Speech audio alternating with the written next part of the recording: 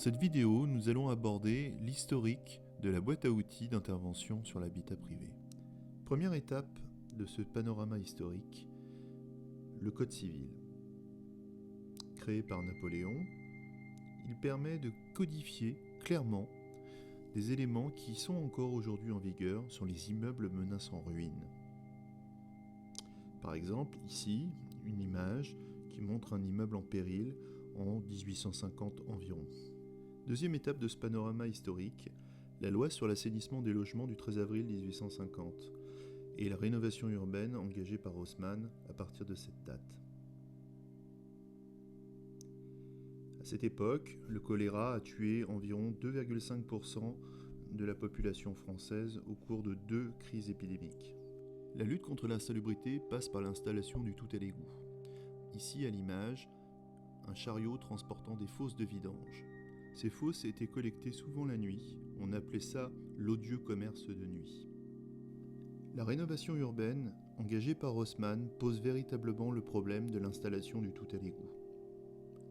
Les travaux entrepris sont l'occasion de pouvoir réaliser ce tour de force de mise à niveau sanitaire de la ville de Paris. Ici à l'image, les travaux sur la rue de Rivoli en pleine nuit. La première loi sur le logement insalubre, 13 avril 1850, marquait également un tournant. Elle permet de donner des pouvoirs aux préfets, qui peuvent aller jusqu'à l'expropriation. Cela permet aussi de pouvoir qualifier pour la première fois ce que va être et ce qu'est un logement insalubre. Il faudra attendre plusieurs années pour avoir une cartographie assez précise de l'ensemble de la problématique de l'insalubrité. Les bouleversements liés à la rénovation urbaine ne se traduisent pas que par des chantiers. Elle est aussi l'occasion de pouvoir apporter des réponses aux problématiques de gestion de la propriété collective. C'est ainsi qu'en 1865 naît la première loi pour gérer les associations syndicales. Elle prend ainsi le relais à de nombreux textes développés sous l'Ancien Régime. Cette époque est marquée par de profonds bouleversements. Ici à l'image, la création des passages parisiens, qui posera des problématiques de gestion ultérieures. Mais au-delà de Paris, les villes voient le nombre d'habitants des centres urbains augmenter considérablement, comme ici à Roubaix, avec un taux de croissance qui permet de passer en moins d'un siècle de 5 000 habitants à presque 125 000. Les constructions effrénées de logements pour servir les besoins conduisent à créer des formes d'habitat qui poseront des problèmes de salubrité ultérieurs. Face au besoin de mieux comprendre et connaître l'habitat indigne, des travaux menés par Paul Juillerat en 1904 conduisent à la création du règlement sanitaire départemental de la ville de Paris. Il permettra de pouvoir codifier clairement ce qu'est un logement salubre, avec notamment des normes de surface, d'éclairement et des besoins primaires qui doivent être satisfaits pour vivre dans de bonnes conditions et assurer ainsi la santé publique. La prochaine étape de notre panorama historique nous emmène en 1912 avec la création de la loi sur les syndicats d'assainissement forcé. Cette loi méconnue, mais toujours en vigueur aujourd'hui, permet de pouvoir répondre à de multiples problèmes. Elle permet notamment de pouvoir imposer à des propriétaires de se grouper pour réaliser les travaux. Et s'ils ne les réalisent pas, l'autorité administrative peut prendre le relais via le préfet pour imposer les travaux et récupérer les sommes engagées par l'État.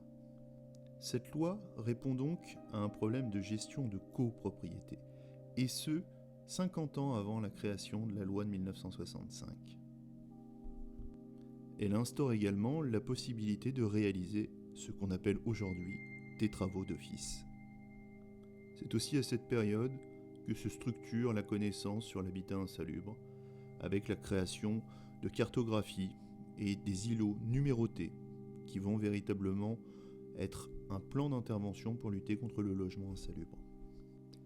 Si aujourd'hui la loi de 1948 est plutôt raccrochée à l'idée de logements anciens avec des loyers relativement modestes et bloqués, en fait cette loi est une véritable libération du marché immobilier. Les deux guerres ont conduit à un blocage des loyers et à un frein de l'investissement privé pendant plusieurs décennies. L'état du parc de logement s'est particulièrement dégradé, et pour remédier à cette situation, la loi de 1948 va permettre de pouvoir motiver les propriétaires à investir et en même temps solvabiliser les habitants avec la création de l'allocation logement familial, ancêtre des APL et autres aides au logement direct à la personne. La dernière étape de ce panorama historique de la première moitié du XXe siècle nous emmène en 1958 avec la création de la loi Debré sur la rénovation urbaine. Ce n'est pas à proprement parler une loi, il s'agit plutôt d'une série d'ordonnances qui vont permettre de pouvoir intervenir de manière drastique avec des pouvoirs d'expropriation relativement étendus. C'est dans le sillage de ces ordonnances que va être menée la politique de rénovation urbaine qui aura pour conséquence la destruction de nombreux taudis, de nombreux quartiers anciens, comme ici la Courée-Sévigné à Roubaix. Et elle sera l'occasion d'engager des opérations comme celle d'Édouard Ancelin dès 1958 à Roubaix, qui va permettre de pouvoir reloger 4300 personnes.